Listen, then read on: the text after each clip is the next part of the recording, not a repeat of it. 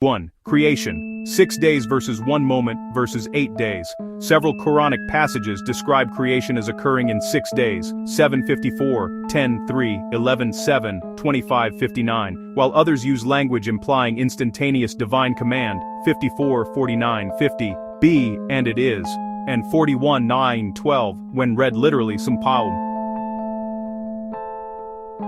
seems to add to 8 days. Critics note this produces an uneven chronology. Either the text uses different temporal metaphors or it contains inconsistent narrative sequences. Muslim exegetes typically resolve this by treating days as undefined epochs or by reading the instant verse as emphasizing divine power rather than temporal sequence. Others read 41.912 as 2 phases, earth then heavens, or as rhetorical. Still, the presence of these different modalities, epical days, literal hours, instantaneous decree, in adjacent passages, raises real questions about narrative coherence and about the Qur'an's claim to precise, consistent wording.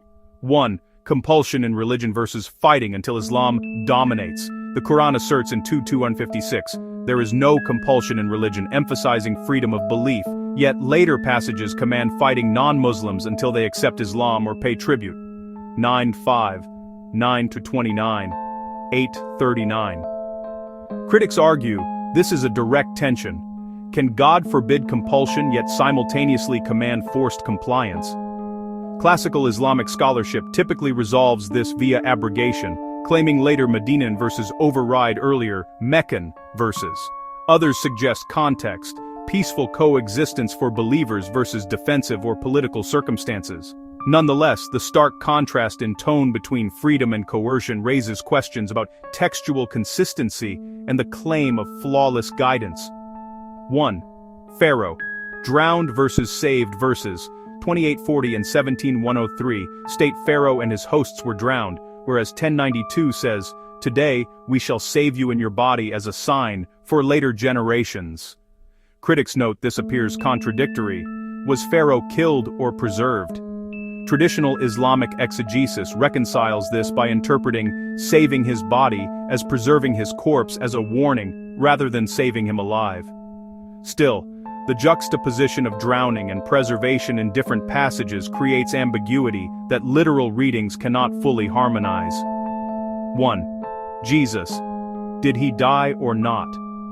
4:157-158 asserts that Jesus was not killed or crucified, and that God raised him. Contrastingly, 3:55 and 19:33 imply he will die. I will cause you to die and raise you to myself. Critics highlight this tension. Is Jesus alive, dead, or will he die later? Muslim scholars resolve this with chronological interpretation. Jesus was taken alive and will die at his second coming. However, the Quran does not make this explicit, leaving the literal reader with apparent contradiction. 1. Number of angels at Annunciation. Mary is visited by a single angel in 19:17-19, yet 3:42-45 refers to angels in plural. Critics observe this as a narrative inconsistency. Was it one angel or many?